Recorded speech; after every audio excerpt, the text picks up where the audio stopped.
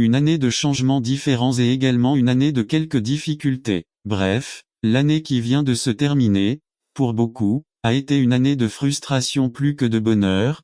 Plus d'un d'entre nous a perdu un être cher ou peut-être y a-t-il eu des pertes économiques assez lourdes. Ou bien nous aurions pu vivre un monde de déception. Des nouvelles du Mexique, des gens décident de se suicider pendant les vacances. La mauvaise nouvelle est que nous ne pouvons rien y faire et la bonne nouvelle est que nous pouvons apprendre de nos erreurs et profiter du fait que nous avons l'opportunité de recommencer avec une nouvelle force pour apporter les changements nécessaires, en luttant toujours vers la réalisation de nos objectifs. Dieu nous donne la vie en petites portions que nous appelons heures, jours, mois et années. Prof 17-24. La sagesse apparaît sur le visage du sage, mais les yeux de l'insensé serrent jusqu'aux extrémités de la terre. Il décrit deux types de personnes. Le premier dit que la personne intelligente vise à développer des actions de jugement intelligent, elle sait ce qu'elle fait et à avoir un plan défini. La personne suivante décrite dit que le fou a les yeux tournés dans des directions différentes, sans avoir de plan précis, simplement laisser la vie telle qu'elle ou voir ce qui se passe.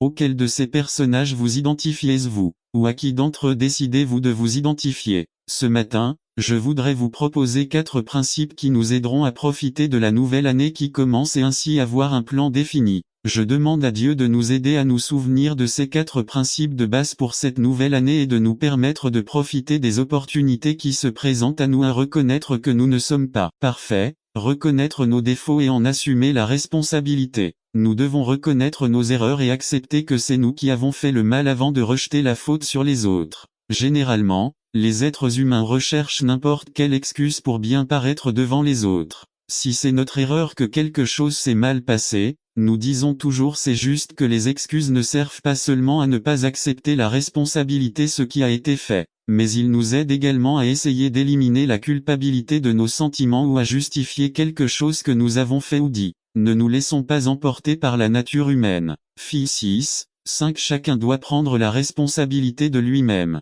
parce que chacun porterait son propre fardeau. N'attendez pas qu'il soit trop tard. Devenez membre de la chaîne Today et bénéficiez de réconfort et de soutien dans les moments difficiles. Cliquez sur le lien dans la description de la vidéo mardi 9 avril 2024. Page 2. Nous sommes tous ici confrontés à 2 types de circonstances. L'une d'elles concerne les situations auxquelles nous serons confrontés et sur lesquelles nous n'avons aucun contrôle, comme l'économie du pays, le chômage, les paroles et les actions des autres, l'état du climat et ses conséquences, comme ce qui arrive au Sri Lanka avec un bilan proche de 150 000 morts du tsunami. Mais il existe certaines circonstances auxquelles nous sommes confrontés en raison de nos actions et des décisions que nous prenons. J'ai connu des gens qui ont eu des problèmes financiers parce qu'ils ont quitté leur emploi sans en chercher un autre au préalable. La raison pour laquelle ils ont quitté leur emploi est parce que quelqu'un les a mis en colère ou parce qu'ils n'aiment tout simplement pas ce genre de travail, mais quand les temps sont durs et qu'il n'y a rien à manger,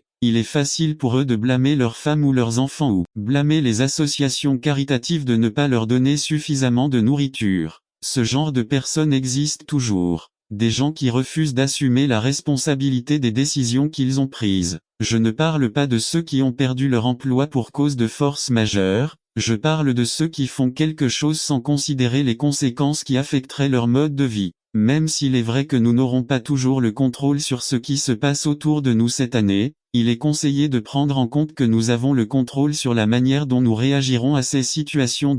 Croyez que nous pouvons changer. Arrêtons de dire je ne peux pas et commençons par dire bien sûr que je peux. Celui qui dit que je peux tout faire par le Christ qui me fortifie pourra tout faire. Phil 4-13 version juive. Il n'y a rien que je ne puisse maîtriser avec la force du Christ. Croyez-vous vraiment ce verset? Croyez que cette année vous ne verrez rien que vous ne puissiez maîtriser. Aucun problème, aucune circonstance, aucune bataille que vous ne puissiez maîtriser avec l'aide et la force que le Christ vous offre. Parce que je peux tout faire par le Christ qui me fortifie. Beaucoup de gens ne progressent jamais parce qu'ils ne croient pas pouvoir changer leurs habitudes, leurs coutumes, etc. Ils font face à échec après échec, ils reçoivent la nouvelle année avec des pensées amères de l'année dernière, se souvenant de la tristesse et des ressentiments qui sont dans leur cœur sans se rendre compte de la grande opportunité que notre Père ne leur offre pas avec l'année qui commence en nous donnant l'opportunité d'être différents et faire une différence dans nos vies. Beaucoup dans les banlieues préfèrent boire pour oublier les mauvaises expériences de l'année dernière tout en ayant peur d'affronter la nouvelle année.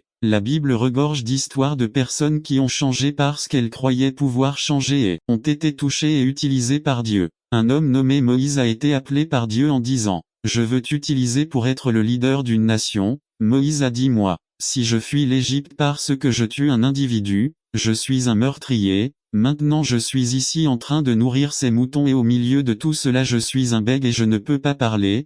Comment voulez-vous que je sois le leader et qui parle au nom de votre peuple? N'attendez pas qu'il soit trop tard. Devenez membre de la chaîne Today et bénéficiez de réconfort et de soutien dans les moments difficiles. Cliquez sur le lien dans la description de la vidéo mardi 9 avril 2024 page 3. Dieu répond en résumé, ne suis-je pas votre Dieu tout-puissant? Dieu appela un autre homme nommé Gédéon et lui dit, lorsque le peuple d'Israël était harcelé par les Madianites, Gédéon, je t'utiliserai pour sauver mon peuple. Gédéon répond à moi, si je suis le plus jeune de la famille, je fais aussi partie de la famille la plus pauvre de ce village. Dieu lui répond, ainsi j'utiliserai tes capacités.